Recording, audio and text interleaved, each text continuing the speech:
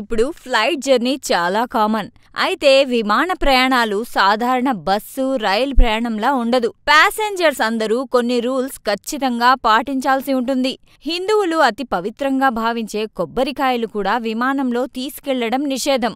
విమానంలో ప్రయాణించేవారు ఎండు కొబ్బరికాయలను తీసుకెళ్లడానికి అనుమతి లేదు. ఎందుకు? కొబ్బరి తీసుకెళ్లడంలో ఇన్ని ఆంక్షలు? అదేంటి, కొబ్బరికాయ వల్ల ఎవరికి నష్టం అని మనం అనుకోవచ్చు.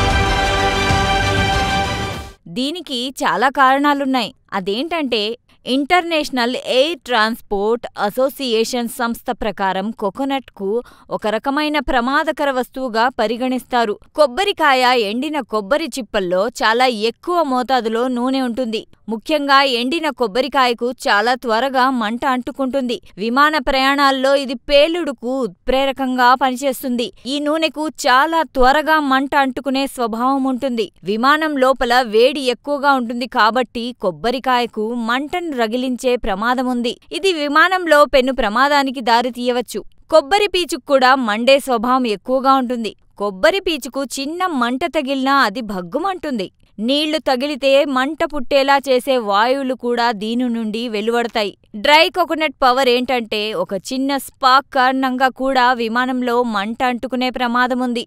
అందుకే కొబ్బరికాయలను నిషేధించారు. అయితే ప్యాకెట్లో ఉన్న కోకోనట్ ప్రోడక్ట్స్ విమానంలో తీసుకెళ్లడానికి అనుమతి ఉంది.